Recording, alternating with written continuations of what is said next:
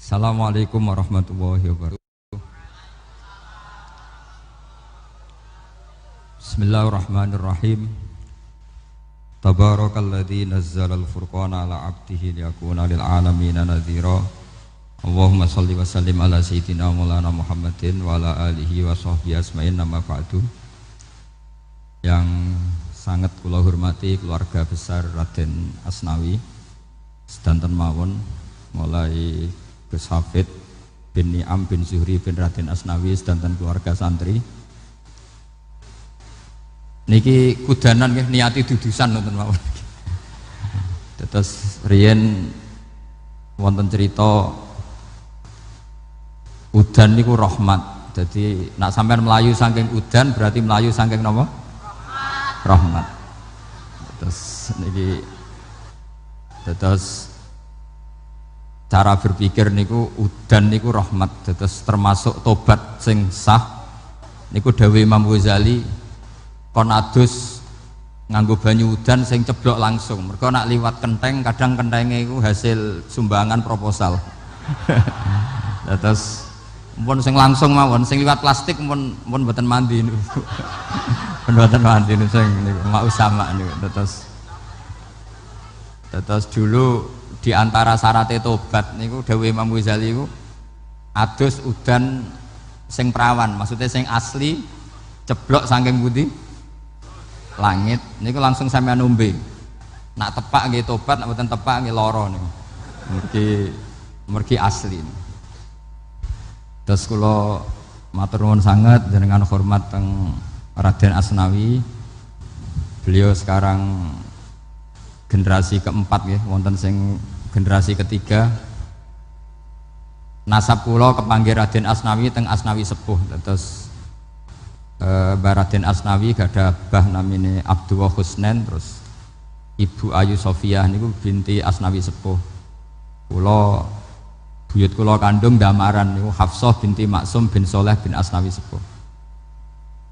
Kenapa saya cerita zuriyah gitu? Terus satu peradaban, gini bahasa Indonesia mohon ya, bahasane gaul.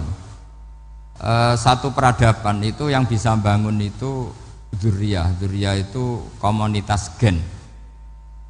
Meskipun nanti komunitas gen itu bisa disadap atau dibajak oleh orang-orang yang tidak gen, jadi agak ilegal tapi itu sah. Karena sampean bisa misalnya kalah nasab sama saya, misalnya bilang nanti ketemu di Nabi Adam saja Gus gitu. Nanti pasti kita ketemu di siapa? Nabi Adam.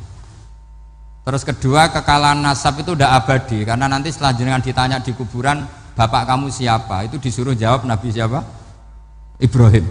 Terus kekalahan nasab sampean nanti berakhir di kuburan, karena nanti dijawab siapa bapak kamu, disuruh jawab siapa? Nabi Ibrahim. Jadi yang punya bapak Karmen apa itu sudah selesai, sudah nggak dipakai lagi. Nanti pakai siapa? Nabi siapa? Ibrahim. Nah, kenapa saya cerita bahwa nasab gen itu akan disatukan oleh satu visi ilmiah yang objektif. Gini ku dawuh Nabi Yusuf, wattaba'tu millata abai Ibrahim wa Ishaq wa Yaqub. Terus dawuh Nabi Yusuf, maka nalana an nusyrika billahi min syai'.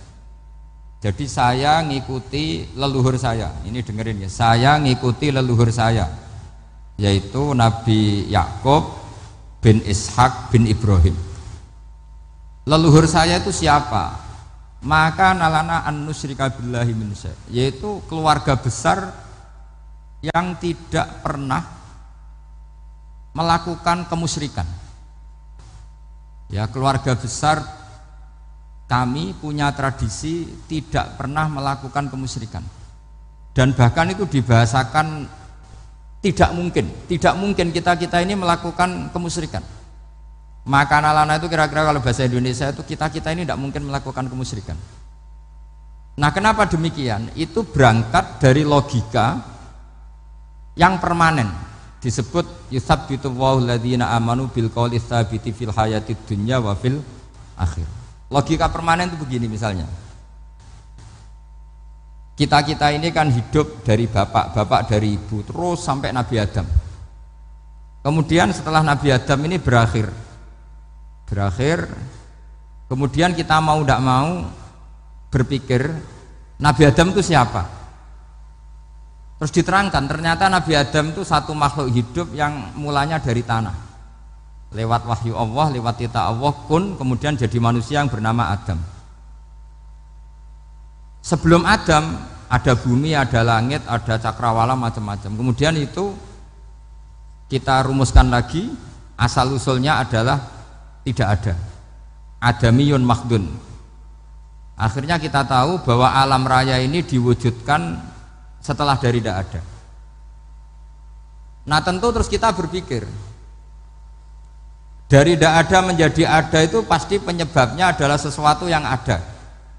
Nah yang ada itu disebut wajibil wujud. Karena wajibil wujud ini wujud sendiri, nggak ada saingannya. Karena Allahu wala syai'amahu, Allah ada dan tidak ada pesaingnya. Maka kita ini berpikir nggak mungkin ada kekuatan manapun yang menyamai Allah, sehingga nggak ada Yesus mungkin menyamai Allah, nggak ada Fir'aun, nggak ada Lata, nggak ada Uzza. Makanya disebut maka nalana an nusyrika billahi min syai'. Kita ini tidak mungkin melakukan kemusyrikan. Sama ndak usah tanya saya, Gus, tapi orang menjadi musyrik itu kan mungkin. Jawabannya itu tetap nggak mungkin. Kemusyrikan itu satu teori yang nggak mungkin. Tapi kalau orang musyrik itu mungkin.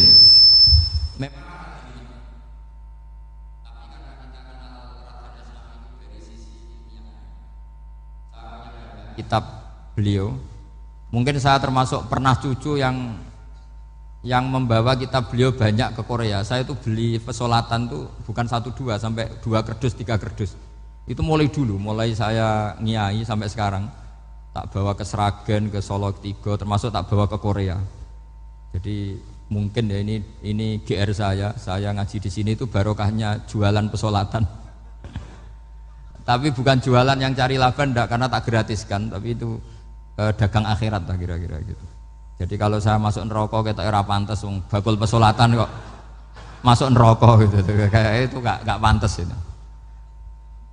Karena saya termasuk orang ya yang cara berpikir itu optimis. Dulu di sini ada orang alim alama namanya Raden Asnawi. Terus kemudian sejarah agak berpolemik, ada yang mengatakan beliau itu muridnya Syekh Nawawi, ada yang mengatakan tidak. Apapun itu yang saya yakini adalah beliau ya saling istifadah lah, saling bermanfaat bagi Syekh Nawawi Banten. Saya punya catatan sejarah banyak tentang Raden Asnawi karena guru-guru kita itu akan ketemu di Syekh Nawawi Banten. Yaitu kita tahu misalnya saya ngaji Mbah Mun ngaji Mbah Zubair misalnya ngaji Syekh Fakih Mas Kumambang, ngaji Mbah Mahfud, terus ngaji Sayyid Abi Bakar Sato, terus ngaji Sayyid Zaini Dahlan. Kalau keluarga sini mungkin misalnya Gus Hafid, Mbah Niam, Mbah Zuhri, terus Raden Asnawi. Raden Asnawi kita tahu nikah dari istri mudanya Syekh Nawawi, yaitu Nyai Hamdana. Saya sering diceritani Mbah Mun, terus Nyai Hamdana punya anak yang namanya Zuhriyah dari Syekh Nawawi. Kemudian setelah dinikahi Raden Asnawi punya anak namanya Zuhri, Minan, Niam, terus sampai ke Gus Hafid, Hafid bin Niam. Kenapa saya cerita ini? Karena kealiman itu adalah sesuatu yang dibanggakan Allah.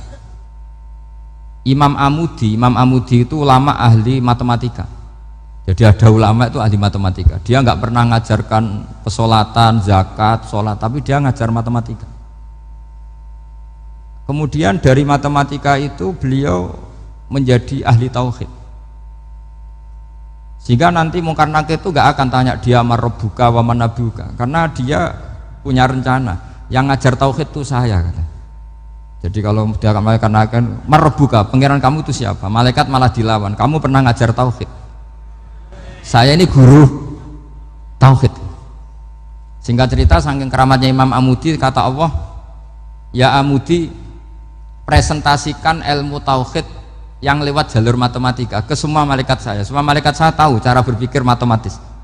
Karena malaikat itu imannya itu iman mauhibah, karena dia malaikat, ya iman karena tahu neraka, tahu surga, terus dia iman.